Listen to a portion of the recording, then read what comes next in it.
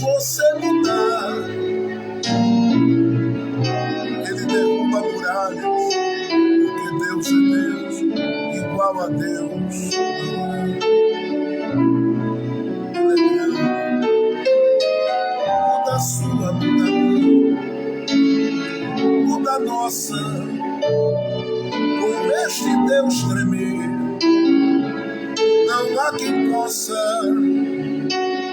Se hoje Deus marcar, verás que existe uma solução. Deus é Deus e vai mudar sua situação. Creia nesta manhã. Daniel disse no capítulo 2, versos 21 e 22, que ele muda os tempos, ele muda as estações. E eu creio que ele é um Deus que muda histórias.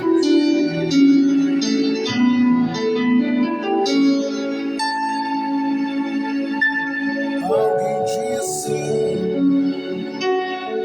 é o fim da sua vida, você perdido está.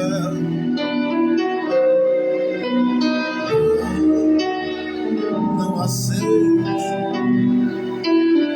diga agora estou liberto, vai me ajudar.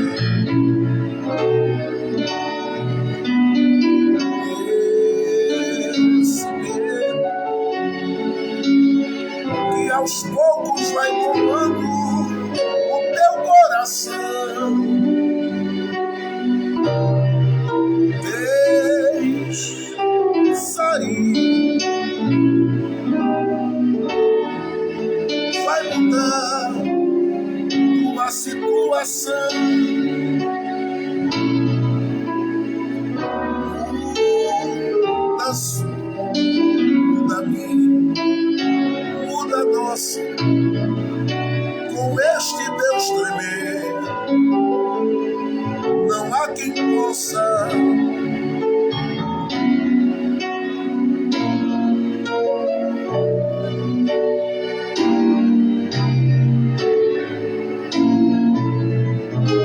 Deus é Deus que vai mudar tua situação.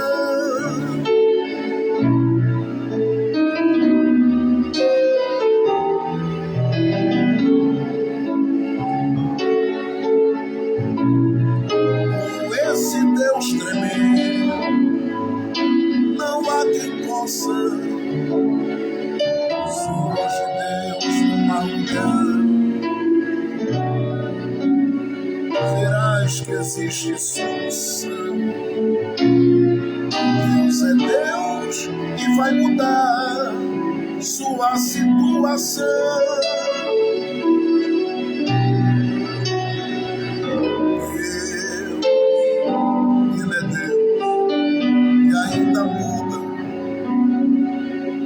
A situação.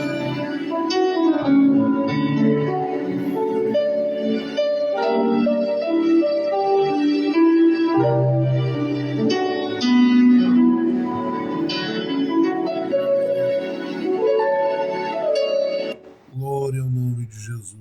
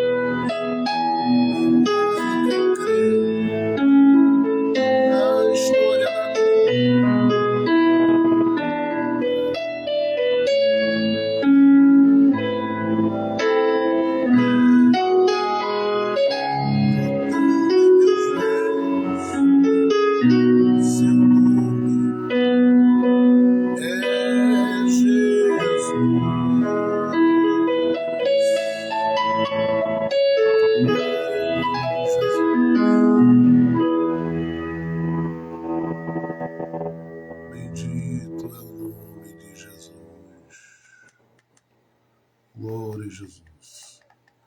Queridos, nós já vamos orar, mas como a gente tem feito a cada manhã, nós vamos antes ler a palavra de Deus, apesar que sempre no nosso culto que ofertamos ao Senhor, nós sempre estamos fazendo a oração antes, não é, da exposição e ministração da palavra, mas nós vamos deixar mais uma vez para orarmos assim que concluirmos a reflexão com base na preciosa palavra de Deus. Eu quero olhar com você de novo o segundo livro dos reis de Israel, no capítulo 25. Segundo livro dos reis de Israel,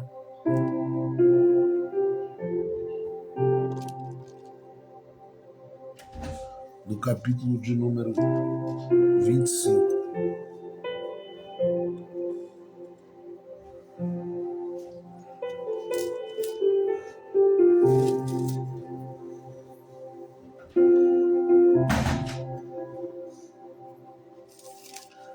Segundo livro dos reis, capítulo de número 25.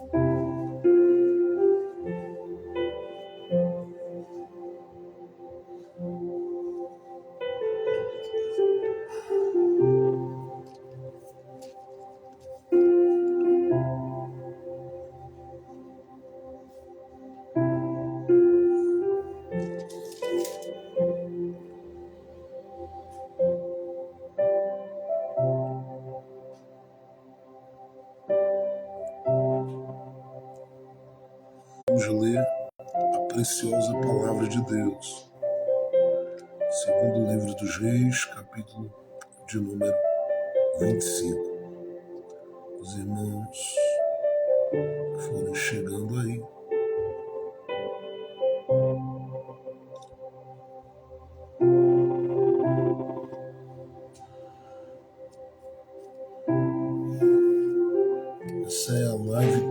Esta é a live daqueles que amam a palavra. É a live daqueles que amam a Bíblia.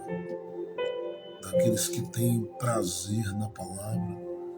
Daqueles que mergulham com o coração, com a alma na palavra de Deus e sabem que ela é lâmpada para os seus pés e luz para o seu caminho. Eu quero olhar com você aí a partir do verso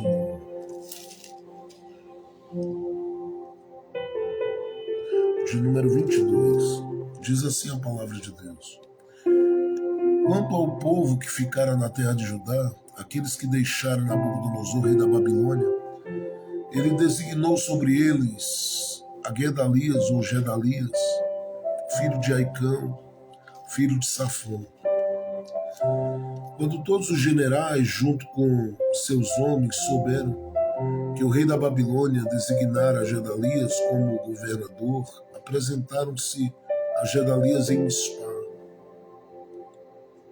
Ismael, filho de Netanias, e Johanã, filho de Coré, Seraías, filho de Tanmete, Tobias, Jazanias, filho de Macate, eles e os seus homens. E Gedalias jurou a eles e aos seus homens, dizendo-lhes: não tenham medo dos caldeus. Vivei no país. Olha o que ele diz. Vivei no país e servi ao rei da Babilônia, e bem vos irá. Mas no 7º mês chegou Ismael, filho de Netanias, de linhagem real, e 10 homens junto com ele. Eles feriram Gedalias e ele morreu. E também feriram os judeus e os caldeus que estavam com ele em Mispá. Então todos da gente do país, tanto pequeno como grande, levantaram-se e subiram ao Egito, porque temiam os caldeus. Eu vou ler de novo aqui o verso 25 em diante, diz: mas no 7º mês chegou Ismael, filho de Netanias, de linhagem real, e 10 homens junto com ele. Eles feriram Gedalias e ele morreu. E também feriram os judeus e os caldeus que estavam com ele em Mispá. Então todos da gente do país, tanto pequenos como grandes, levantaram-se e subiram ao Egito, porque temiam os caldeus. Amém. Queridos, eu vou ficar com essa porção da Escritura hoje. Amanhã nós vamos concluir esse capítulo 25, do verso de número 27 ao verso de número 30. Estou avisando porque você já pode hoje estar relendo todo esse capítulo de número 25 e meditando sobre ele. E ficar com essa porção aqui, parece que a gente fica com a parte do texto que nos chama a atenção para a crueldade que pode ser praticada por um coração que não entende do lugar que o outro ocupa. Porque o que acontece nesses versículos não é estranho a mim e a você, que estamos aqui nesses anos estudando a Bíblia todo dia, fazendo esse mergulho profundo na palavra todo dia. Eu já estive falando sobre esse assunto com vocês aqui, mas não com base, embora eu já passei por ele, quando a gente fez a exposição dos reis, mas não só com base em reis. Eu fiz alicerçando toda a estrutura dessa reflexão e dessa mensagem com base no livro do profeta Jeremias. E é para lá que eu quero voltar o olhar, porque a gente tem aqui algumas figuras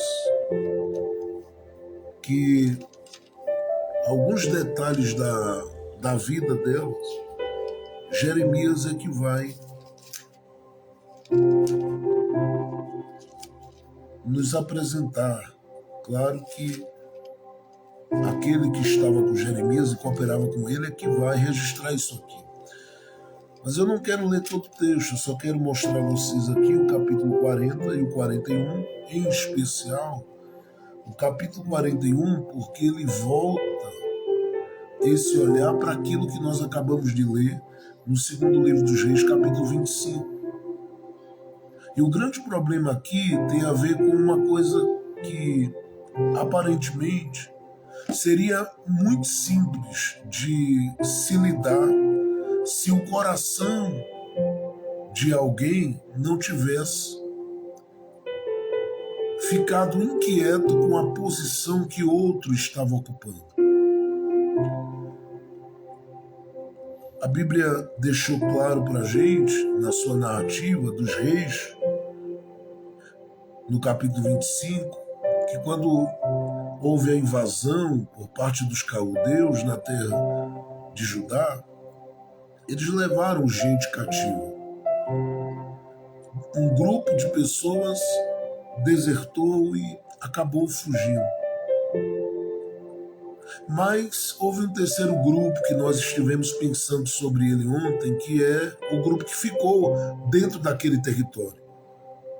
E esse grupo que ficou ali naquela terra, naquele lugar, naquele território, eles não ficaram sem uma voz, sem um canal, sem um instrumento, sem um veículo que fizesse, eu diria, a ponte de ligação entre eles que estão na terra destruída e as autoridades da Babilônia.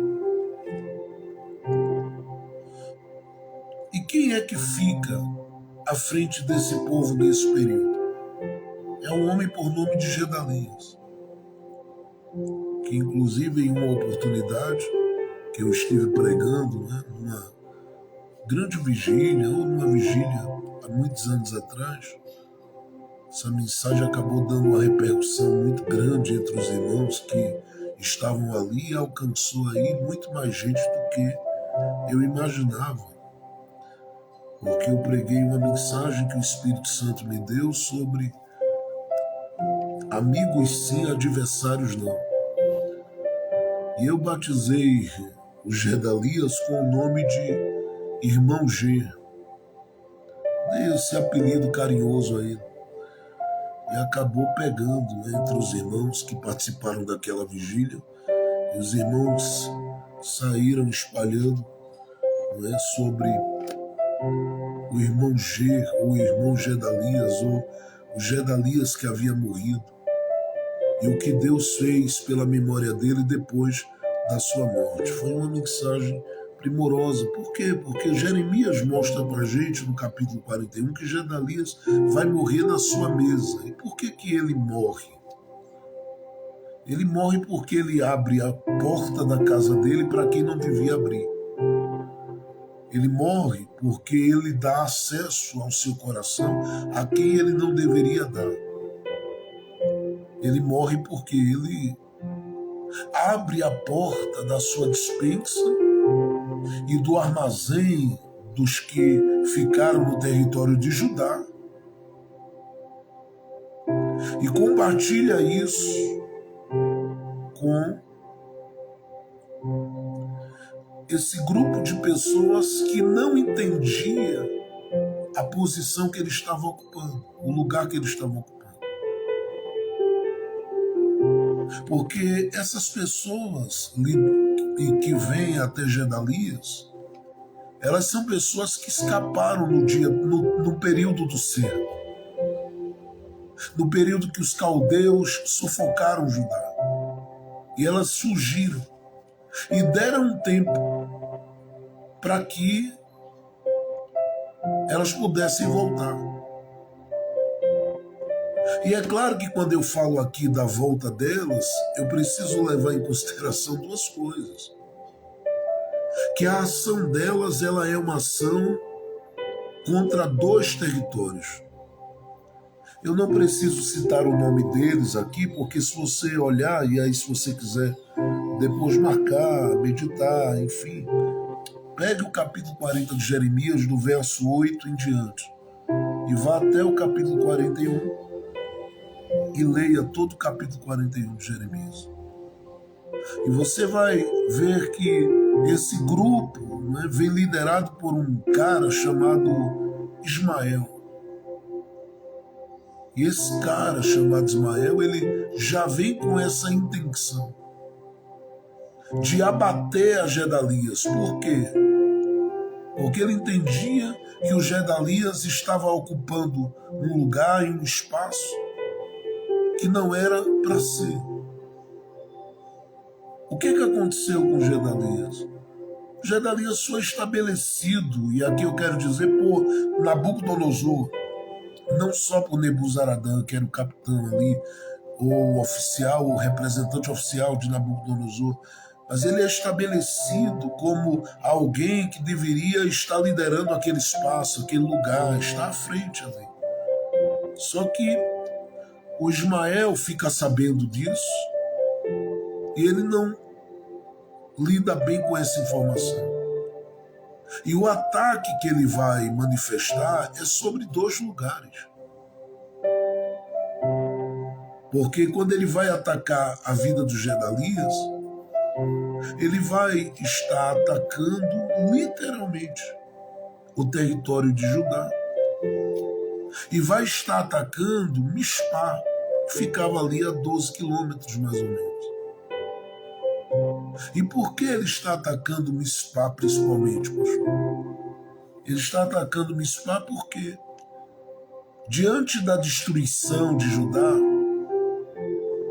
Deus permitiu que Gedalias, ao assumir aquele povo, pegasse aquele povo e transferisse toda a administração preste atenção nessa palavra, transferisse toda a administração para o território de Mispá. Isso significava dizer que Jerusalém ficou sem existir? Não. Há uma administração em Mispá, mas continuamente, constantemente, há uma movimentação no território de Judá. Porque lá estavam aqueles que eu penso se movimentavam, quem sabe, diariamente para ali, e até mesmo passavam ali dias da semana, cuidando da terra, cuidando da vinha, como eu disse antes. Só que Gedalias, quando vai assumir, por incrível que pareça, é mais um daqueles que assumem em um tempo de destruição, percebendo que Deus está mostrando para ele que há uma porta paralela à realidade da porta que ele está lidando com ela. Porque a porta que ele está lidando com ela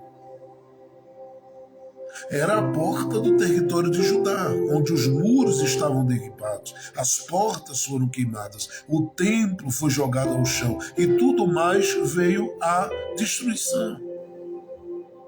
Então, quando Gedalias ele assume, eu penso que na mente e no coração dele, ele deve ter olhado e dito: olha o que é que sobrou para mim. Olha o que é que ficou para mim. E talvez o olhar dele fosse: era melhor ter sido levado cativo. Porque o que restou para mim é o lugar destruído.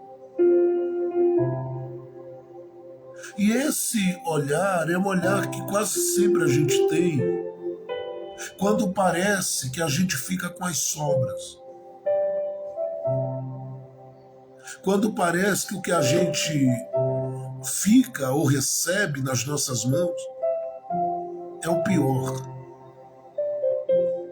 Quando parece que aquilo que chegou à minha vida e à sua vida não tem a ver com aquilo que a gente orou, a gente buscou, a gente sonhou, a gente pediu.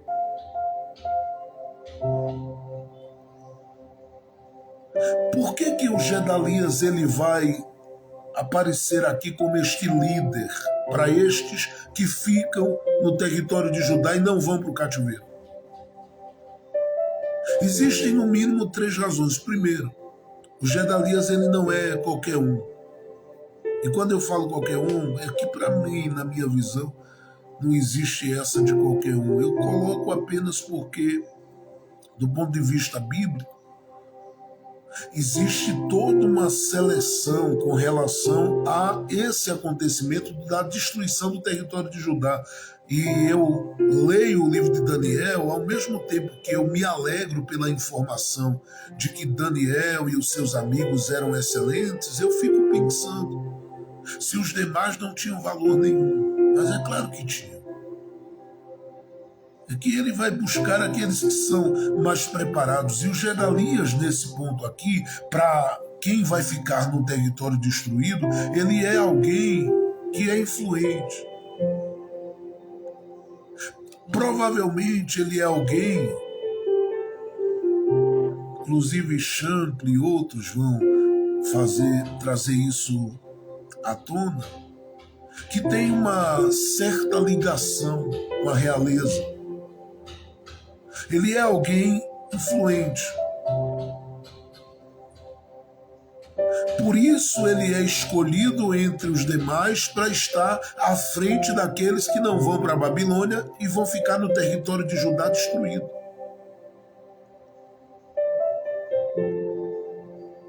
E é isso que me chama a atenção, porque o Ismael surge do nada. O infeliz do Ismael, eu vou dizer de novo, o infeliz do Ismael surge do nada. Não tem lastro, não tem história, não tem nada construído esse Ismael aqui, do ponto de vista daqueles que habitam o território de Judá. E ele só surge para atingir os Gedalias. E por que ele faz isso? Provavelmente porque ele já ouvira falar dos Gedalias e ele conhecia a história dos Gedalias. E sabia que o Gedalias ele era alguém bem articulado. Seria bem essa palavra. Uma segunda coisa que faz do Gedalias um líder no tempo da destruição é que o Gedalias provavelmente era alguém que sabia se comunicar muito bem. E tudo que ele trazia aos ouvidos do povo, tanto quanto dos caldeus, ele trazia com muita clareza. Considere que ele é alguém do território de Judá. E sendo do território de Judá, considere que existe ali a barreira do idioma. Mas ele é alguém extremamente preparado, que pode se comunicar com os necessitados, porque você sabe que quem ficou no território de Judá, onde eu citei, foram os necessitados, mas também pode se comunicar com as autoridades da Babilônia. Ele é alguém que se comunica bem, por isso ele está à frente ali como líder no território da destruição. Mas em terceiro lugar, ele é alguém cujo coração é bem quisto pela sua sensibilidade. Ele é alguém que conseguia se conectar com facilidade com as pessoas, principalmente identificando o que elas sentiam e fazendo com que elas não se sentissem sozinhas pela sua presença. Eu penso que Gedalias é o homem que abraça.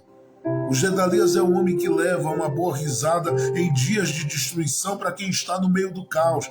O Gedalias, eu penso, ele é alguém que carrega consigo essa informação produtiva, construtiva para o coração de quem está se sentindo arrasado, estéril quanto à sua alma, sem gerar, sem produzir. Ele chega no meio dessa destruição e consegue fazer o indivíduo acreditar em si mesmo, se levantar, se erguer. E é por isso que quando a figura do Ismael, e eu vou dizer de novo, é por isso que quando a figura do infeliz do Ismael surge no cenário mal intencionado, ele tem acesso ao Gedalias. Porque qualquer pessoa diria: olha, Gedalias, você é um homem experiente, você tem aí uma caminhada de vida aqui no território, você tem uma capacidade de discernir as coisas. Você vai abrir a porta para esse cara que saiu daqui fugido na hora do maior perrengue, do maior aperto da nossa vida? Ele e a turma dele que pulou fora do barco. É que o Ismael, ele é alguém que carrega também algo da linhagem real. E na cabeça do Ismael, ele entende: quem tem que ocupar esse espaço aqui sou eu, porque eu vou fazer com que estes que estão aqui, debaixo dessa humilhação promovida pelos caldeus, eles se rebelem, eles se revoltem. Tanto é que a Bíblia diz que ele mexeu com a estrutura do lugar e com a vida do povo. Tanto matando, diz a Bíblia, aqui, gente daqueles que estavam em Mispá, junto com Gedalias e também do território de Judá, tanto quanto matou o próprio Gedalias. Então, eu estou trazendo esse pano de fundo para você entender aquilo que o Espírito Santo quer falar ao meu coração e ao seu coração. Por quê? Porque em todo o tempo da nossa vida há olhares voltados para a nossa vida. Escute. Enquanto alguns corações não entendem que você foi sepultado e ainda tem vida apesar da destruição que ocorreu, apesar das perdas que ocorreu, esses corações não sossegam. Primeiro porque não entendem a posição que você ocupa. Que posição? A posição de quem se coloca como um instrumento de graça para a paz no ambiente que você está inserido. Por que eu estou falando isso? Porque o Gedalias, ele chama o povo que está com ele e diz para eles: olha, vamos obedecer a tudo que os caldeus disseram. Porque ele entendia que qualquer reação seria para a morte. Então ele diz: vamos nos sujeitar ao que eles ordenarem e a gente vai ficar aqui tranquilo. A expressão que o texto nos apresenta aqui é que ele disse para o povo: vamos todos ficar bem. Para a figura daquele que desertou e agora estava voltando, que era o Ismael, isso não estava certo. O Ismael entendia que tinha que se levantar, se mover, mas não. Gedalias via as coisas de uma forma diferente. Então tem muita gente que não entende esse tipo de posicionamento, ou essa posição que quase sempre aqueles que Deus chama para esses dias de destruição, eles assumem. Por que eu estou falando isso aqui? Talvez você pergunte. Eu estou falando porque eu quero, a partir daqui, considerar essa temática que está ligada ao seu posicionamento no dia da destruição. E escute, eu já mostrei ontem que o caos, ele não pode ser considerado aquilo que vai colocar um ponto final na sua vida. Eu mostrei ontem que existe projeção para dias de destruição. E hoje eu estou dizendo a você que Deus tem um lugar nesse tempo de destruição para você. E aí você diz: mas pastor, para a destruição? Não. Porque você está sendo plantado para trazer no lugar de destruição o que outros não trariam. E tem gente percebendo isso. Porque por alguém você já era para ter largado o território da destruição e sumido. E aí entende quem está ligado que eu estou pregando. Por algumas pessoas você já tinha que ter saído da posição, porque para alguém, o que é que você está fazendo ainda orando? O que é que você está fazendo ainda jejuando? O que é que você está fazendo ainda servindo a Deus? Eles não entendem que essa posição que você assumiu é a posição que promoverá grandes mudanças no coração daqueles que estão ao seu redor e estão ligados ao seu coração. E aqui eu quero que você receba essa palavra. Por quê? Porque no lugar que você está, quem te colocou, usando a linguagem aqui de Jeremias, não foi o Nabucodonosor. Não foi nenhum oficial da Babilônia. Sua vida não é movida pela mente ímpia dos homens. Sua vida não é movida pela ação maligna dos homens. A sua vida é movida pela mão daquele que sabe usar você na hora certa, levantar você no tempo certo e colocar você no lugar certo para a situação certa. Só que você está olhando para essa situação e está considerando mais a destruição do que propriamente a oportunidade que Deus tem lhe dado de estar inserido dentro deste contexto que Ele tem lhe colocado aí. E Ele te colocou hoje nessa live para um despertamento. Para que você entenda que a semelhança de Gedalias, Deus te colocou para ser uma voz nesse tempo de destruição. É quando você está ouvindo que os muros caíram no meio da família. É quando você está ouvindo que as portas foram queimadas e alguém está lidando com uma fase de batalha. É quando você está ouvindo que alguma situação ela imperou para o mal no território. E aí Deus começa a te levantar. E o que eu gosto disso aqui é porque tudo acontece no território de Judá. E Gedalias, ele ouve que ele vai assumir esse território e deve ter pensado, é o que sobrou para mim? Esse é o sentimento que a gente tem. Para mim ficou pior.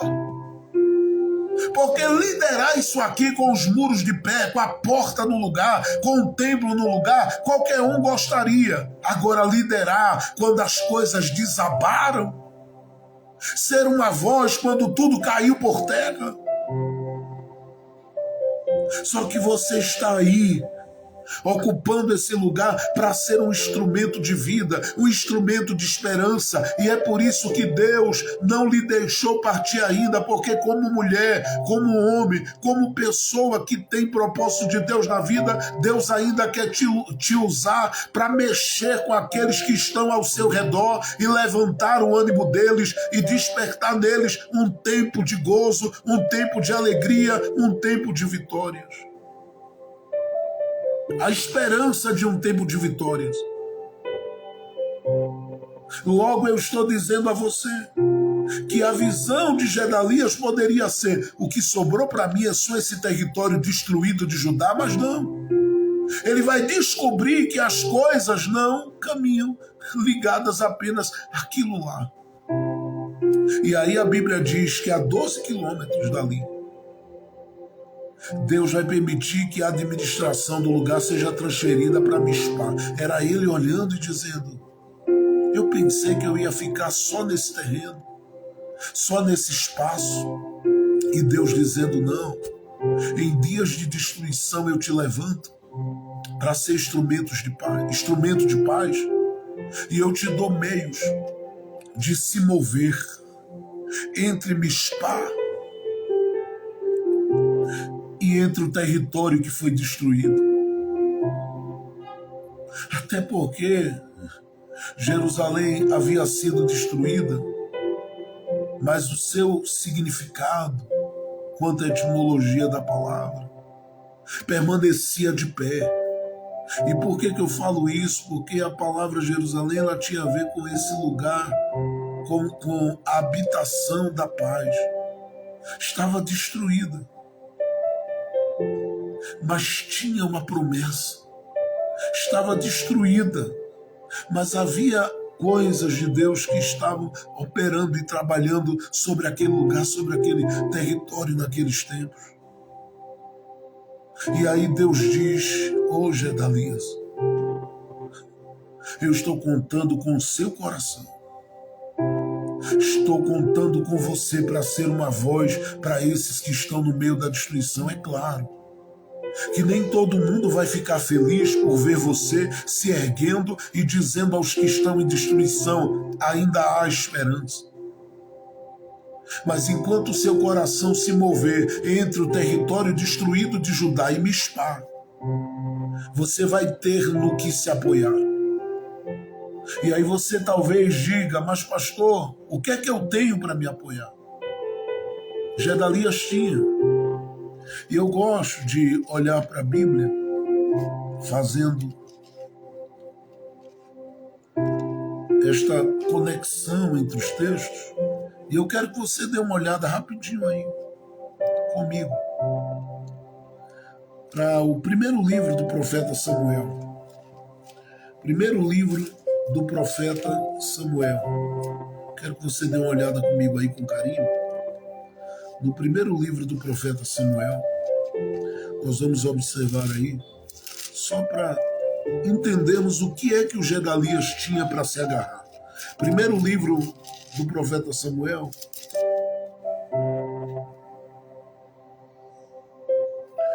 No capítulo de número 7, é um texto que a gente já conhece muito, porque eu já estive falando sobre ele aqui em outros momentos, mas eu quero que você atente para o que diz aí. No capítulo de número 7, 1 Samuel, capítulo de número 7, a partir do verso 7, diz assim a palavra: Ao ouvir os filisteus que os filhos de Israel se haviam reunido em Mispá, marque isso na sua Bíblia. Mispá é o lugar onde os filhos de Israel, em um passado, havia se reunido ali. A Bíblia diz que foi neste lugar, está escrito assim, que os filisteus, os senhores dos filisteus, subiram contra Israel. E quando os filhos de Israel perceberam, temeram diante dos filisteus. Eles foram tomados de medo. Veja o verso 8. Então os filhos de Israel disseram a Samuel: Não deixe de orar por nós diante de Yahvé, nosso Deus, para que ele nos resgate da mão dos filisteus.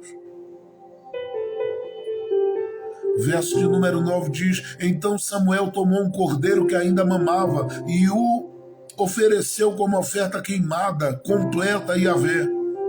E orou Samuel a Yahvé pelos filhos de Israel, e Yahvé lhe respondeu.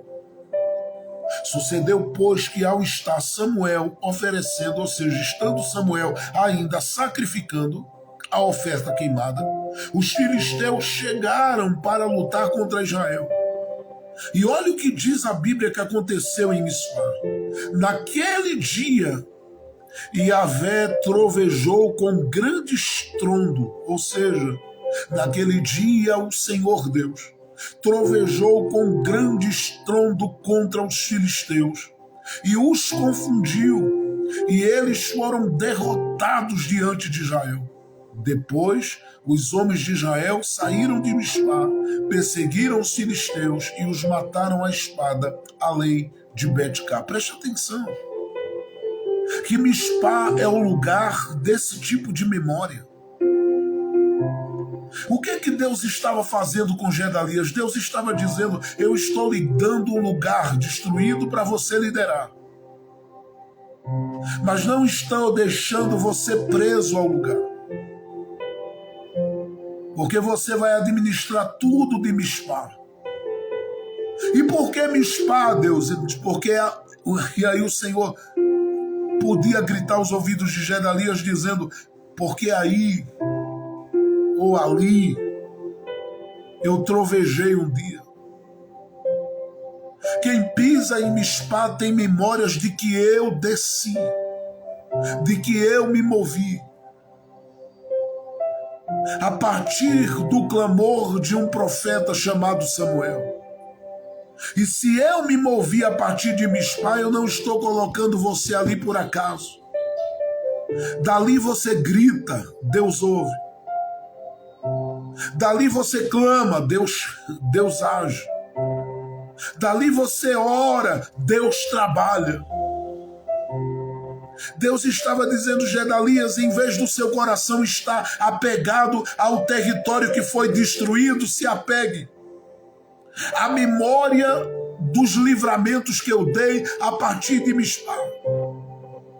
Porque o texto de Samuel começa com o povo temendo, começa com o povo entristecido, começa com o povo desesperado, começa com o povo preocupado, mas termina com o povo triunfando sobre a vida dos filisteus. E quando eu li isso, o Espírito do Senhor falou ao meu coração de uma forma profunda e me fez entender que Deus jamais vai lhe deixar no território da destruição sem conexão com o lugar onde Ele opera, sem conexão com o lugar onde Ele troveja ou trovejou. Eu estou lhe dizendo que Mispá é aquele lugar secreto onde você ora e de onde você clama, e ali você começa a ver o que Deus vai fazer no território destruído. Então eu quero que você já pegue essa palavra, porque você está pensando que ficou com as sobras.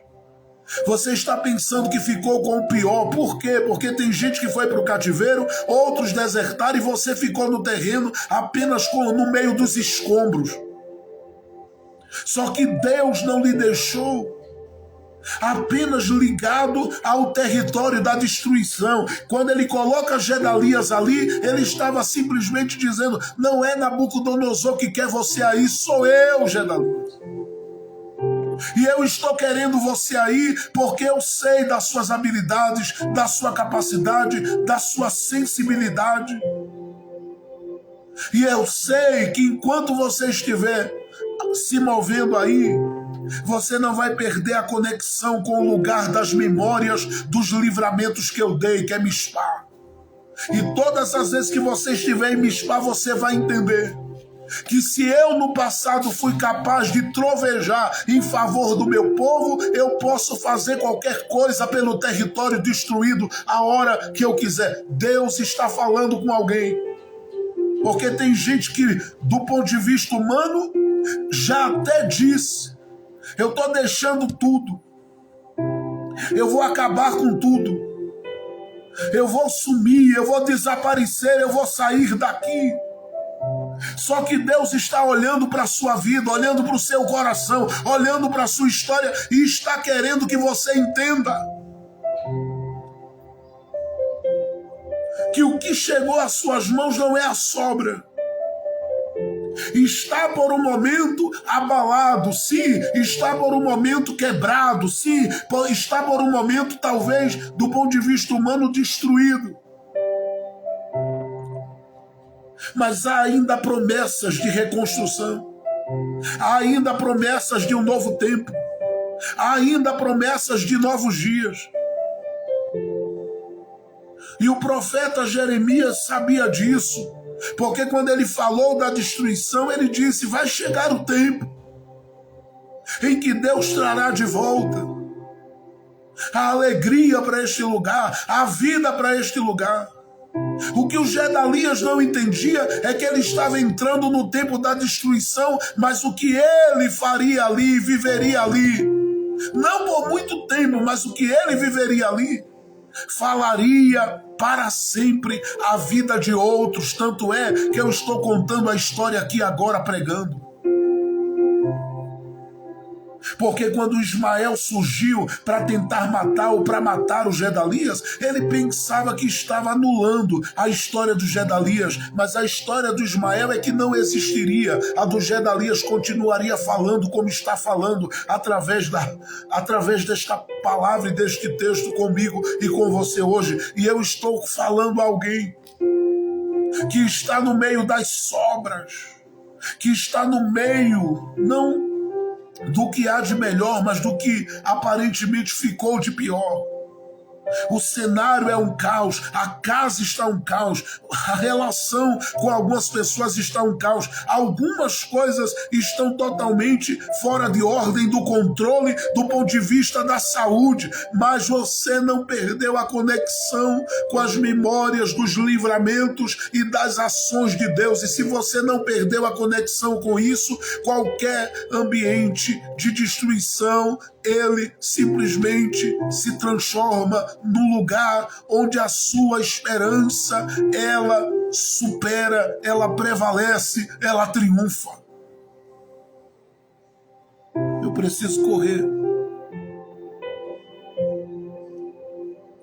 porque o Gedalias, que está liderando em um tempo de destruição, ou seja, assumindo o território de Judá em um tempo de destruição, ele vai descobrir uma segunda coisa aqui, ou vai perceber uma segunda coisa, ou vai entender uma segunda coisa aqui, muito importante. E qual é? É que ele não deve olhar para o território que está aparentemente destruído com olhos de alguém que não consegue enxergar possibilidades apesar da destruição. Qual a visão que o Gedalias deveria ter quando assume isso aqui? Porque Nabucodonosor, Nebuzaradã, enfim, chegaram e colocaram ele naquele lugar. Olha, você vai liderar quem ficou para trás. Você vai liderar esses necessitados aqui, essas pessoas em crise, essas pessoas em conflito, essas pessoas que estão lidando com este tempo de aflição. Para que eu vou liderar esse povo? Por que eu vou ocupar um espaço nesse lugar? Por que eu vou ter que ocupar um espaço nesse território? Por que eu vou ter que estar aqui? Qual é o propósito disso, de eu ter que ocupar esse espaço e ficar nesse lugar onde as coisas simplesmente elas estão se revelando destruídas? Alguém poderia chegar e dizer: ô Gedalias, enxerga aí alguma porta aberta no meio desse caos? Ele diria: não. Porque ver a situação que ficou o território de Judá era entender que não havia possibilidade de mais nada mudar ali. É por isso que, se você pegar o livro de Neemias, lá no capítulo de número 1, a partir do verso 3, a Bíblia dá testemunho de que Neemias foi informado de que a situação ali ela era caótica. Neemias disse que ouviu quando alguém lhe informou, uma pessoa ligada ao seu coração, ou algumas pessoas ligadas ao seu coração, lhe informaram que a terra estava em grande miséria, em grande destruição. É claro que Neemias ele vai surgir mais na frente. Ele vai surgir mais na frente, muito mais na frente. Mas o Gedalias, antes do Neemias chegar, antes dessa coisa toda de reconstrução acontecer, ele já estava no meio das pedras e dos escombros, de quando em quando passando ali, e ele vinha 12 quilômetros de Mispá, chegava em Jerusalém, olhava, e o olhar que ele tinha que ter não era o olhar da lógica e da realidade, porque o olhar da lógica e da realidade diria para ele: assim está, assim vai ficar. Mas ele tinha que olhar com base no Deus que operou livramento sobre a vida de Israel no território de Mispá, ou de Mispa, como você queira chamar. E olhando assim, ele tinha que olhar para aquele lugar, apesar da destruição, como um lugar de possibilidades. De quê, pastor? Primeiro, de novos começos. Segundo, de uma nova vida. Terceiro, de novas experiências e de novas conquistas. Mas como olhar assim quando você percebe que as portas foram queimadas? Como olhar assim quando você percebe que os muros foram postos no chão? Como olhar assim quando você percebe que tudo que havia de valor ali foi levado e arrancado de você? Você ficou sem chão, você ficou sem teto, você ficou sem possibilidade de sair da crise. Eu estou falando daquelas crises sufocantes, que elas não se dão apenas materialmente, elas atingem muitas vezes a realidade interna da nossa vida.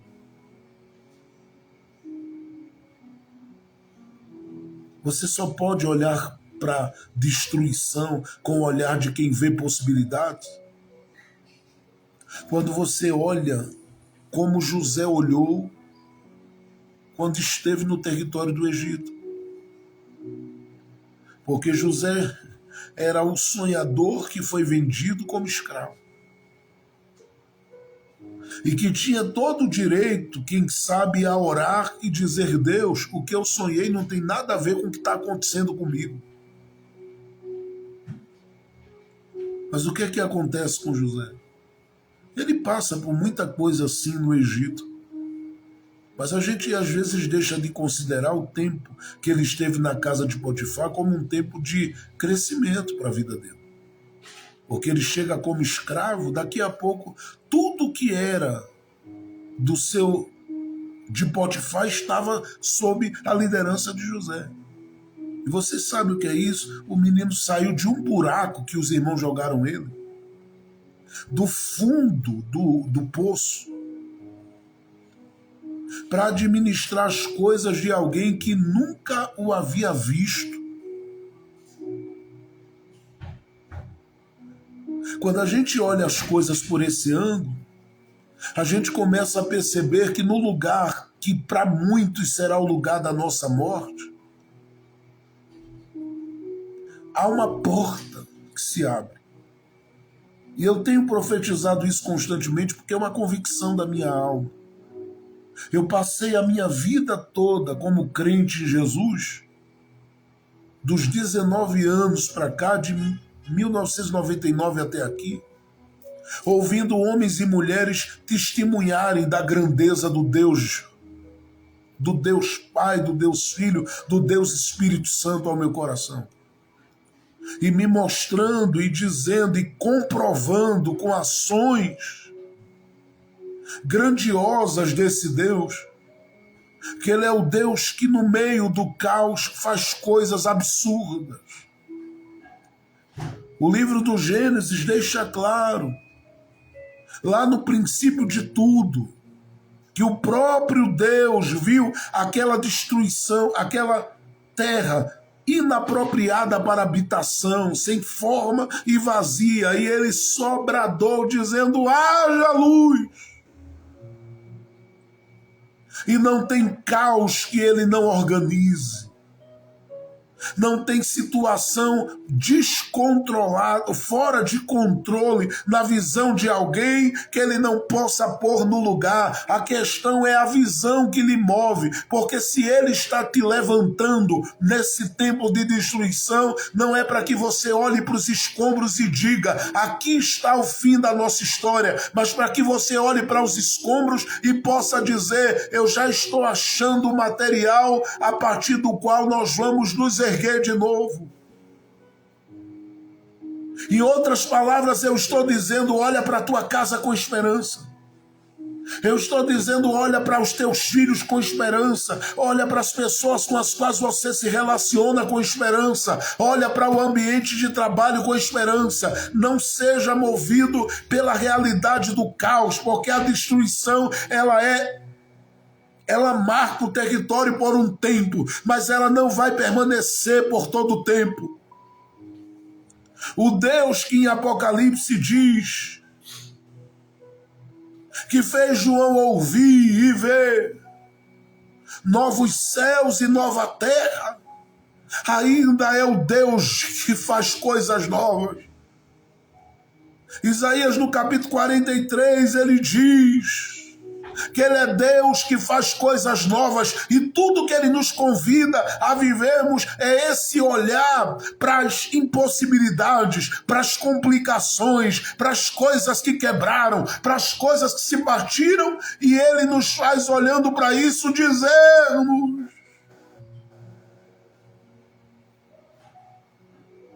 há um tempo novo. Alguém vai olhar e dizer: você está maluco? Você está doida?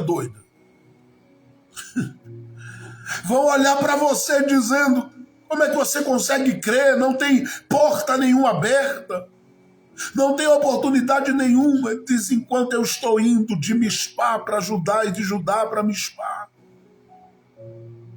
nesses 12 quilômetros de percurso, Deus tem me feito a enxergar as coisas de uma forma diferente. É aqui que eu quero que você compreenda que Deus está agindo nessas questões que envolvem o seu coração e o seu olhar, porque o seu olhar às vezes é um olhar tão movido pelo desânimo do coração, pelo momento de tristeza. Eu lembro do livro de 2 Reis, no capítulo 6 ainda nos dias do profeta Eliseu, a Bíblia diz que Um certo amanhecer, Eliseu foi acordado, despertado por um dos seus discípulos, um dos discípulos dos profetas, como diz a Bíblia, e ele levanta-se ali, aquele que ajudava Eliseu, e diz: olha, Eliseu, a situação nossa é feia, a situação nossa é complicada, leia depois 2 Reis 6. E Eliseu disse: o que foi? Ele disse: venha cá para o senhor ver. Aí levou Eliseu lá fora e disse: olha como está a situação aqui para nós que habitamos aqui em Samaria, que é a capital de Israel. E aqui a gente está falando daquela divisão, né? Reino Norte e Reino Sul. E aqui estamos falando propriamente dito do Reino Norte. E nesse Reino Norte, quando Eliseu dá uma olhada ali em Samaria, ele, em vez de concordar com o menino, que disse para ele: vamos nos acabar, olha ali, ó, o exército que está cercando o território e este lugar. Eliseu olha e diz: meu Deus, esse menino anda comigo, convive comigo, ora junto comigo, jejua junto comigo, medita na tua palavra junto comigo, mas não consegue ver as coisas como eu vejo. Aí ele faz uma oração e diz: abre os olhos do menino, Deus.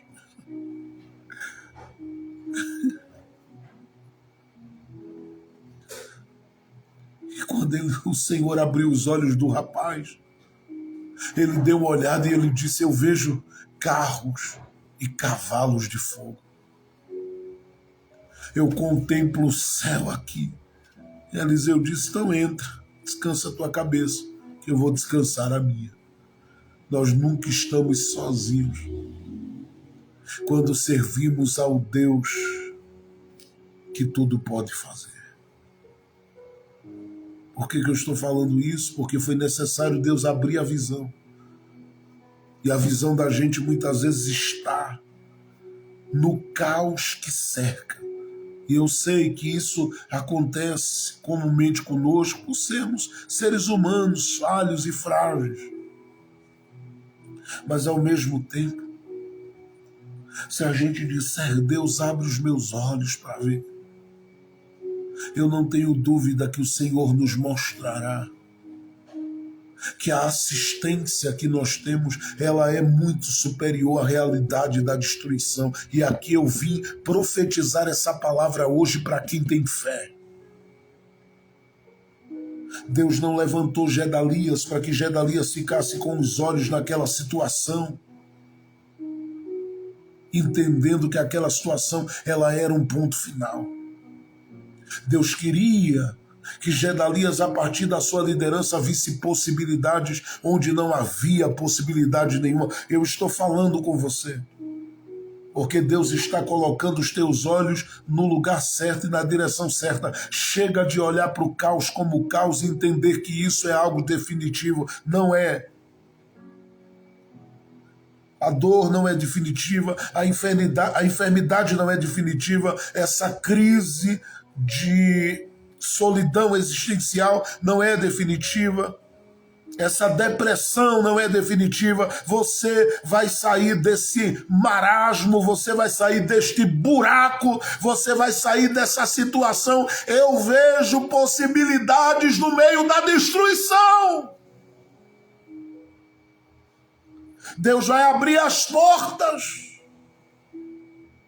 Se ele foi capaz de mostrar a Ezequiel a partir de uma visão que ele move com um vale de ossos secos espalhados na face do vale, o que é que ele não pode fazer diante dessa situação que você está vivendo? Levanta a tua cabeça e olha como Deus quer que você olhe. Não seja vítima do processo do caos. Lembre-se, quem te levantou nesse dia da destruição foi Deus, e é Deus quem vai ampliar a tua visão. Mas em terceiro e último lugar, e eu termino, olhe para o capítulo 41, por favor. Olhe para o capítulo de número 40, perdão, por gentileza. Capítulo de número 40. E eu estou entre o capítulo 40 e 41 de Jeremias, que narram a situação vivida e que é apresentado em 2 Reis, capítulo 25, para quem chegou agora. Então olhe para o capítulo 40, por favor. E veja uma coisa interessante. Está dita aí.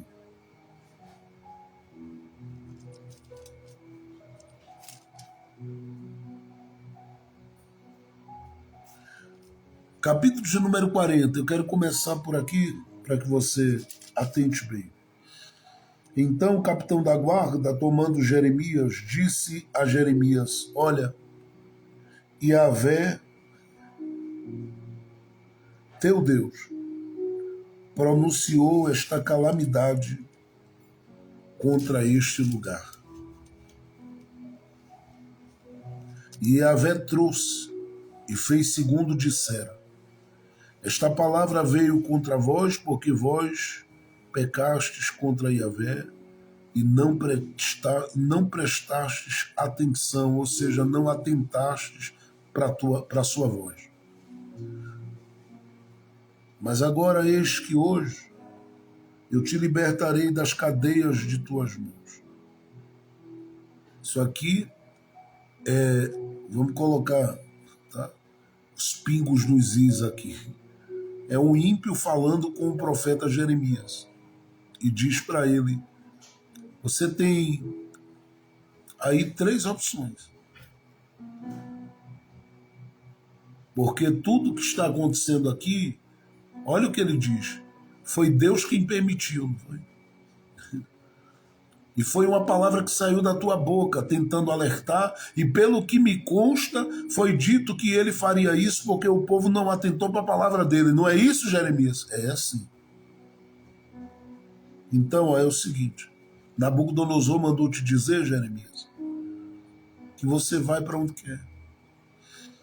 Aí ele diz assim: se quiseres vir comigo à Babilônia, venha, e eu cuidarei de ti.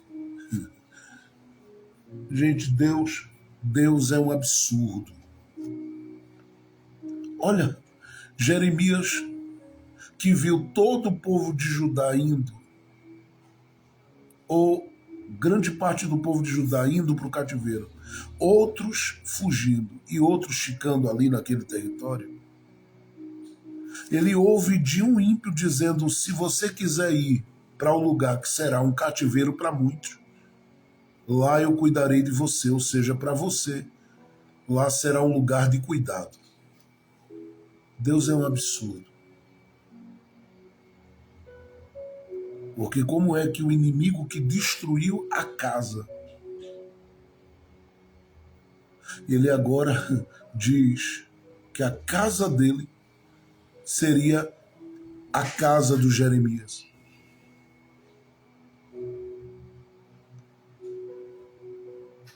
Você consegue pensar nisso? Com a fé de alguém que sabe que Deus é um Deus que pode fazer qualquer coisa se você crer? Agora, por que eu estou lendo isso? Por causa de tudo que eu estou falando aqui. Eu continuo, ele diz, Jeremias: mas se não queres vir comigo para a Babilônia, fique.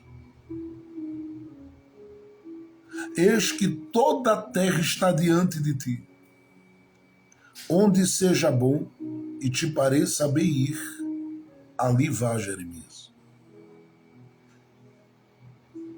Onde seja bom e te pareça bom ir, vá. Ele estava dizendo: Jeremias, se você quiser vir comigo para a Babilônia, venha. Se não quiser, fique aqui, e aqui você terá suporte. Se não quiser ficar aqui, vá para qualquer parte da terra e você estará guardado e amparado. Quem não quis te ouvir vai sofrer. Mas você, que obedeceu à voz de Deus em profetizar o que Deus mandou, onde você estiver com a palavra dele, você estará protegido e guardado, suprido e honrado. Essa parte ela é muito interessante, porque ela está ligada a tudo que vem depois, a tudo que eu citei aqui. Olhe para o texto, por favor. Verso de número 5. Depois lhe diz: se ficares,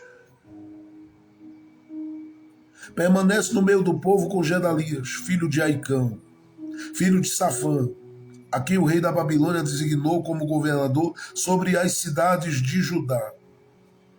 Ou vá onde melhor te pareça ir. Então Nebuzaradã, capitão da guarda, entregou a ele, olha que coisa interessante, presentes para o caminho, e o despachou. Isso aqui é alguém que fez a maldade contra o território de Judá, presenteando o profeta do território de Judá. Ele disse: toma aí uns presentes. Jeremias deve ter olhado e disse: Deus, está tudo destruído. E eu estou sendo presenteado nesse tempo. Entende quem tem fé, né? Veja o verso 6. Assim foi Jeremias. Olha o que diz o texto. E lembre-se que a gente está falando entre o território de Judá e de Mispá. Então veja o verso de número 6. Assim foi Jeremias a Gedalias, filho de Aicão, filho de Safã, a Mispá, e permaneceu com ele entre o povo que ficara no país. São 12 quilômetros entre Judá e Mispá aqui. E aí você olha para o texto e vê Jeremias, em vez de ir para a Babilônia, ser bem cuidado lá, em vez de Jeremias, preste atenção, ir para qualquer outra parte da terra ficar bem,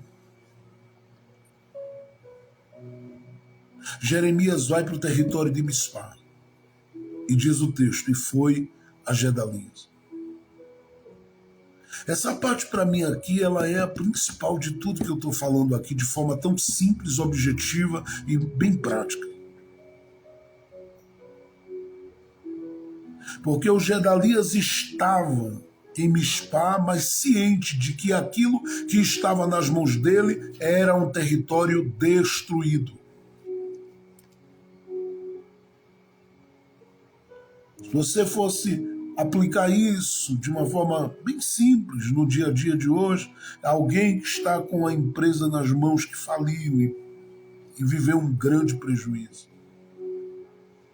Alguém que está com uma situação de coisas para resolver que está fora da sua alçada. Eu estou falando de uma situação daquelas que, do ponto de vista humano, parece que é impossível de ser resolvida e de se sair dela. O Gedalias está com tudo isso na mão. E ele dá uma olhada e diz: Deus, para que o Senhor foi fazer isso comigo? Porque eu tenho 2 ou 3 coisas a fazer aqui. Primeiro, andar entre o povo, tentando fazer o povo entender que é preciso esquecer o caos e olhar para o futuro, mesmo que o caos está diante de nós. Mas olhar com esperança. É muito difícil. Segundo, o Gedalias, preste atenção, está ali no meio e ele tem a missão de considerar que aquele lugar pode voltar a ser o que era ou ser melhor do que era. Mas para isso, ele tem que ter muita convicção de Deus na vida. Porque, diante da situação, era impossível que, humanamente falando, ele conseguisse ver as coisas com esse olhar. A não ser que o Senhor enchesse o coração dele do Espírito Santo e ele pudesse olhar e dizer: Deus vai nos dar uma segunda chance. Mas ele tinha que fazer isso, porque se ele passa dizendo ao povo: olha ali o que é que sobrou, olha ali, e apontando apenas para a destruição, ele acaba com a vida de todo mundo, principalmente daqueles que, em 2 Reis capítulo 25, que é o texto que nós estamos estudando, eles ficaram para tomar conta da vinha e da terra. Esses entregariam os pontos facilmente. Ele não podia fazer isso, então ele tinha que olhar para os escombros sempre que chegava no território de Judá e dizia: ainda vai haver vida aqui, ainda vai haver alegria aqui. Mas em terceiro, ele tinha que, no meio desse caos, fazer aquilo que é para mim o principal: decidir em que ele vai se agarrar. E aqui Deus não deixa de dar opções, porque ele podia dizer: ó, eu sou um cara bem articulado, eu tenho uma boa comunicação, eu sou um cara de bons relacionamentos, sou um cara descolado, então eu vou fazer o seguinte: eu vou me achegar àqueles que eu puder me achegar da Babilônia e vou conquistando ali a confiança, o coração deles, porque ele começou a fazer isso no meio do povo. Ele começou a dizer ao povo: faça o seguinte, vamos obedecer os caldeus e a gente vai ficar bem.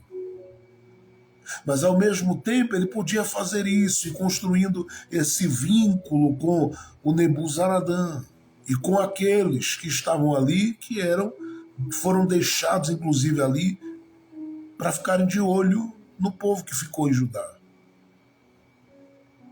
E ele dizer: a partir daí eu vou juntar os tijolos. Ou ele podia simplesmente fazer com que Deus fosse a sua fonte. Mas como? Recebendo bem a quem Deus enviou para estar por perto, naquela hora de liderança no tempo da destruição. E quem foi que Deus enviou? Nós acabamos de ler aqui, Jeremias vai para lá. Quando o Gedalias dá uma olhada e diz para si mesmo: eu nem entendo por que o Senhor me levantou num tempo desse. Eu nem entendo por que o Senhor me colocou nesse lugar, nesse ambiente de trabalho, em um tempo complicado como esse. Enquanto talvez ele pensasse assim, Jeremias estava saindo do território de Judá para Mispá. E alguém deve ter gritado: Gedalias! Jeré chegou! Que Jeré? Disse: Jeremias, o profeta. E o que é que ele está fazendo aqui? Ele disse que veio te ver. Se o profeta quer me ver, é porque Deus está vindo com o profeta por aí.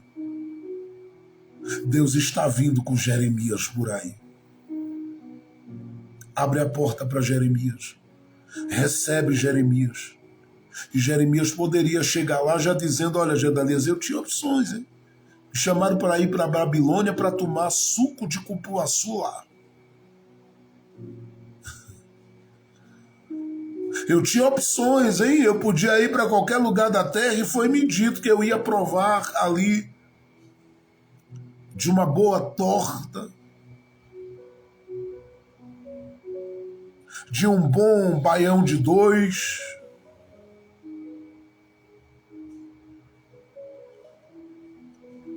de um bom feijão verde, de uma boa fava. Só que Deus é quem manda na minha vida, Gedalias.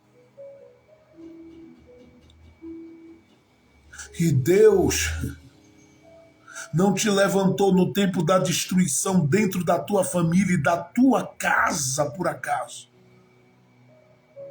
Ele te levantou aí para que você saiba que Ele vai te ajudar nesse processo. E a prova disso é que ele não me deixou ir desfrutar de nada que tem de melhor por aí. Ele me trouxe para estar por aqui, por perto do teu lado. Cabe a ele, ao Gedalias, decidir. Porque Jeremias vem, mas vem com palavra de Deus. E a pergunta do Gedalias seria: vem cá, a história vai terminar do jeito que está, com tudo quebrado lá? Jeremias? Ele disse: não. Deus já me disse que tudo vai ficar de pé de novo. Vai demorar um tempo. Porque segundo o capítulo 29 de Jeremias, versos 10 e 11, daria 70 anos de cativeiro. Mas nada impedia de, no meio daquele processo todo, aqueles que estavam ali, de permanecerem com o coração olhando para o futuro e dizendo: Deus disse que vai colocar tudo de pé de novo. E aqui entra a questão: se você quer ser alguém que está no meio dessa situação e consegue transitar como quem está triunfando sobre ela, leve em consideração fazer o que o Gedalias vai fazer. Ele fica com Jeremias e com a palavra de Deus na boca do profeta. Porque você tem opções. Ou se apega ao que se quebrou e foi partido e rachado, ou você se agarra a qualquer que seja a outra situação, ou você olha com esperança e diz: apesar do que eu estou sentindo no meu corpo físico hoje, amanhã eu vou estar melhor. Apesar de tudo que se fechou, amanhã vai se abrir. Apesar de tudo que partiu e quebrou, amanhã Deus vai me mostrar que Ele tem mais. As coisas não vão se encerrar nesse ciclo de destruição. E é isso que eu quero profetizar sobre a sua vida hoje. Pastor Jefferson, mas no capítulo 41 o senhor não diz que o Gedalias vai morrer? Mas quem parou o que ele começou? Ninguém. O Ismael se levantou, gente se levantou, mexeram com ele, mexeram com gente do território de Judá.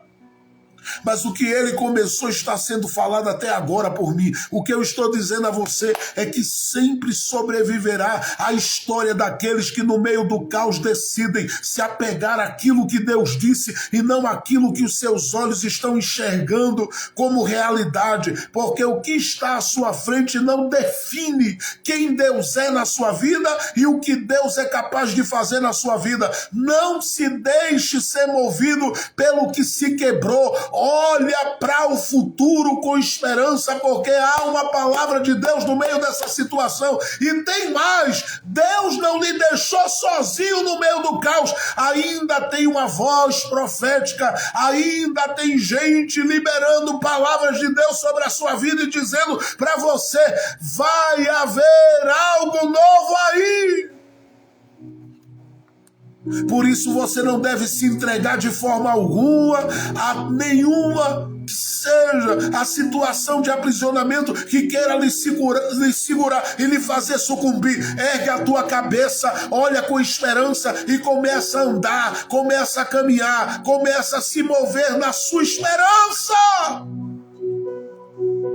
Porque Deus sabe trabalhar na situação daqueles que confiam nele. E Ele está me dando esta palavra hoje para dizer a alguém em que você está se agarrando. A crise, ao caos ou aquilo que Ele tem plantado como esperança a partir da palavra.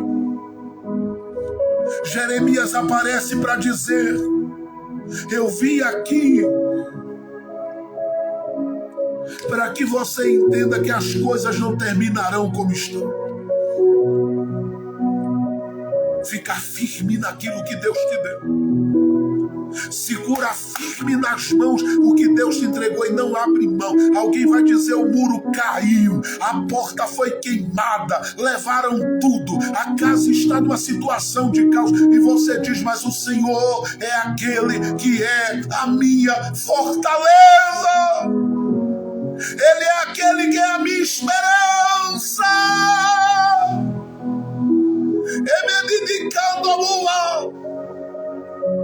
Ele está me envolvendo nos idiomas dele aqui.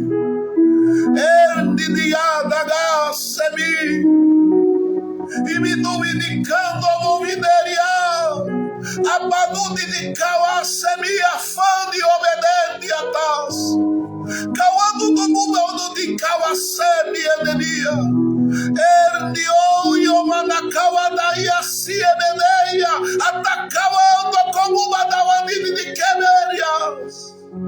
Ele te colocou aí para te dizer: ergue esta cabeça, tu não estás limitada à destruição, Deus é a tua esperança, ainda há uma porta por se abrir. Eu estou vendo esta porta se abrindo por esses dias. Eu estou vendo esta porta em nome de Jesus se abrindo por esses dias. Tu vais entrar por ela e vais dizer: eu pensei que os meus pés ficariam presos a esta realidade, mas Deus me mostrou que a minha história ainda terá continuidade, porque os planos de Deus comigo são planos para além daquilo que foi destruído. Você vai sobreviver, porque a sua história ainda vai falar. Vai ter muita gente dizendo: você não sabe os dias que ele e ela enfrentaram, andando por aqui, lidando com esses escombros, lidando com o lixo que ficou, com as feridas, com as dores, com os problemas. Mas eles saíram da situação de cabeça erguida e o céu rasgou sobre a vida deles.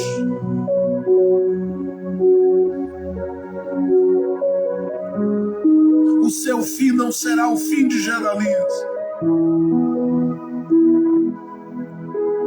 porque na sua vida nenhum Ismael lhe toca. Deus vai te dar vida sobre esse caos. Mas aprenda com Gedalias.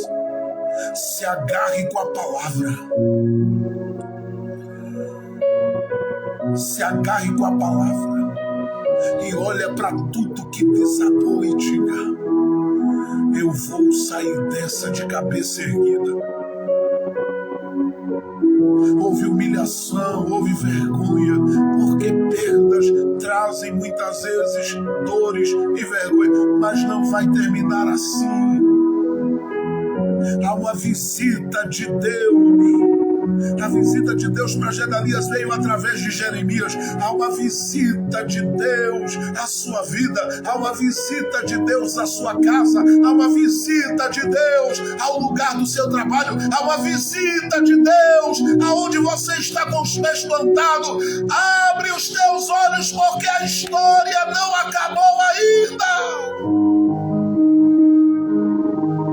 Deus mostrará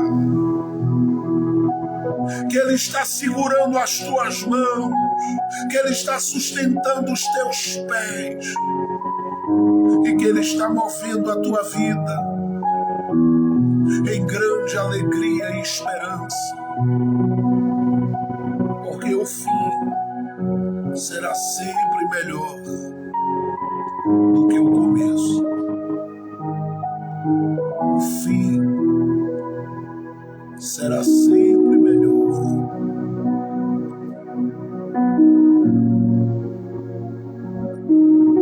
do que o começo.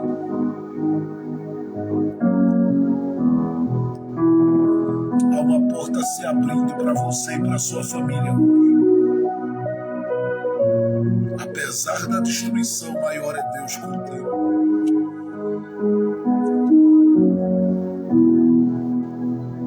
Duas coisas aqui eu preciso falar para encerrar. Porque eu sei que na visão do Gedalias, ele tem uma responsabilidade muito grande com ele. E muito mais do que com ele, com aqueles que estão ao seu redor. E essa é a parte que mais desgasta. E só existe uma forma de não se sentir esgotado nesse processo. É ficar perto da fonte que é Deus.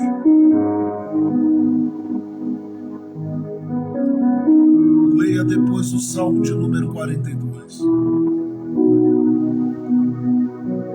Segundo, Emeneio Orguinagarudeis, Emeniada Cando como Manaua no Emereia Seni,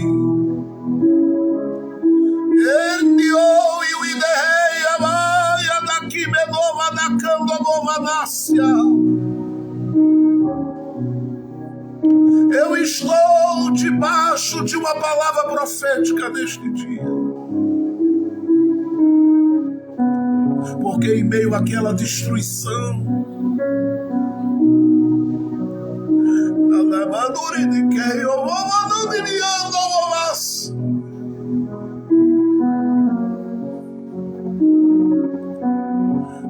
os Gedalias precisavam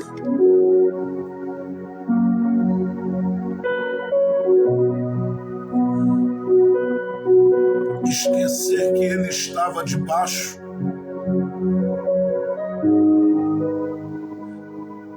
do domínio dos caldeus. Porque quando você lembra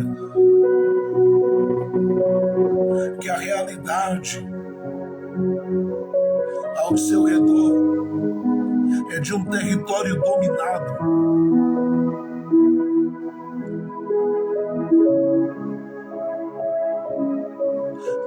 pela injustiça e pela maldade, você passa a sucumbir na sua alma e no seu coração. E se tem uma coisa que Deus lhe colocou aí para ouvir, também é esta: onde você estiver plantado, lembre-se que quem está reinando sobre a sua vida é o Senhor. Só assim a desesperança ela não encontrará o seu coração, porque onde você olha e diz quem domina e prevalece aqui é caldeus, você perde todo o fogo, todo o ânimo, toda a motivação e toda a disposição.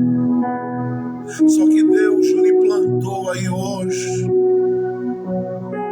para dizer ao seu coração com esta palavra: apesar do caos, é Deus que reina. E se é Deus que reina, você pisa no território do caos dizendo: eu já vejo tudo novo. Porque você caminha pela fé naquilo que Deus tem empenhado como palavra sobre a sua vida. Jeremias foi para perto de Gedalias para que Gedalias entendesse isso. Que a história ela não está se movendo segundo Nabucodonosor, mas está se movendo segundo o Deus de Israel. É Deus quem está no governo. A hora que Ele quiser abrir, ninguém vai impedir. A hora que Ele quiser soprar a bênção dEle, Ele vai soprar por estes dias, porque Ele tem pressa na vida de gente que está nesta live e o Espírito do Senhor está falando contigo. A tua alegria vai ser grande. Tuas vitórias serão grandes. Olharás para trás e dirás: eu superei. Eu venci em Deus. Eu saí do meio do buraco. Senhor me deu fôlego. Ele restituiu a saúde nos ossos, no sangue, na mente, na cabeça, nos lábios. Ele é Deus.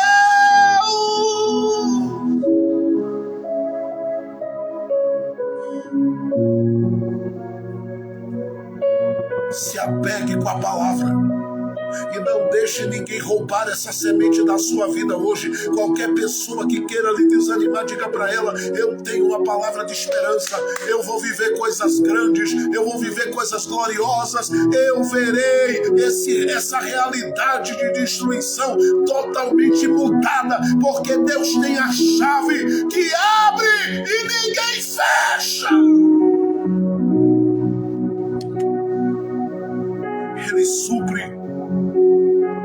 Ele supre, Ele supre. Diga como Abraão disse a Isaac em Gênesis 22, Deus proverá. Diga como Paulo disse aos Filipenses no capítulo 4, verso 19, o meu Deus, segundo as suas riquezas, suprirá todas as necessidades em glória por Cristo Jesus. Diga como Paulo disse aos romanos ou aos crentes que estavam em Roma, mas em todas estas coisas somos mais do que vencedores. Você não vai terminar no meio da destruição. Há uma esperança para os teus. Querido Deus, muito obrigado pela tua palavra neste dia. E obrigado porque o Senhor sempre ergue a vida dos teus filhos nos dias mais improváveis e os coloca como voz, como canal, como instrumentos, como vasos da tua graça para serem uma bênção para a vida daqueles que estão ao seu redor. Que o Senhor cubra a vida deles, que o Senhor ampare a vida deles, que o Senhor sustente a vida deles, que o Senhor guie a vida deles, que o Senhor fortaleça a vida deles, que o Senhor direcione a vida deles, que o Senhor sustente a vida deles, que o Senhor mostre a sua fidelidade na vida deles, que o Senhor possa honrar o seu nome na vida dos teus filhos. Ergue-os no meio dos escombros e faz com que eles vejam que eles não estão conectados apenas ao território da destruição, mas a Mishpah, ao lugar onde o Senhor já trovejou. Dá aos teus filhos uma tarde abençoada. Dá aos teus filhos uma noite abençoada. Dá aos teus filhos dias abençoados. Dá aos teus filhos dias debaixo da graça, dias debaixo da tua glória, dias debaixo do teu cuidado. Dá aos teus filhos, Senhor, um dia ainda de grandes respostas de vitória. Que esta tarde ainda eles vejam, ouçam e possam ser alcançados pelas tuas bênçãos de uma forma gloriosa. Obrigado pela tua presença no nosso meio. Obrigado pela alegria do teu Espírito Santo que toma conta da nossa vida apesar de tudo. Glorifica o teu nome nas nossas vidas e guia as nossas vidas e dirige as nossas vidas e faz com que venhamos a viver mais do que projetastes, mais do que estabelecestes, mais do que determinaste. Eu te peço, exalta o teu nome em nós, por nós e através de nós. Faz o teu nome ser glorificado, porque apesar dos escombros, nós vamos ficar com a tua palavra, porque ela aponta para um futuro de esperança. E nós vamos viver as coisas boas que o Senhor tem, porque o nosso fim não é como muitos querem e desejam, numa sepultura antes do tempo. Não, nós vamos sorrir ainda, vamos nos alegrar ainda, vamos celebrar o teu nome ainda e vamos contar os feitos do Senhor ainda e vamos testemunhar da tua grandeza, da tua fidelidade, do teu poder, da tua bondade. Seja assim, ó Deus eterno, no nome do Senhor Jesus e para a glória de Jesus. Amém. Amém. E amém, Jesus. Glória a Deus. Glória a Deus. Glória a Deus. Deus abençoe a todos que estiveram conosco durante essa manhã e já tarde. Você possa ter uma tarde abençoada, uma noite debaixo do cuidado do Senhor Jesus. Quero só lembrar, hoje é a nossa quarta-feira, mas hoje nós não teremos o nosso culto do reencontro aqui, tá? E nós não vamos ter porque nós decidimos realizar o culto que seria realizado hoje na próxima sexta-feira, tá bom? Às 20 horas a gente vai estar ao vivo aqui na próxima sexta-feira.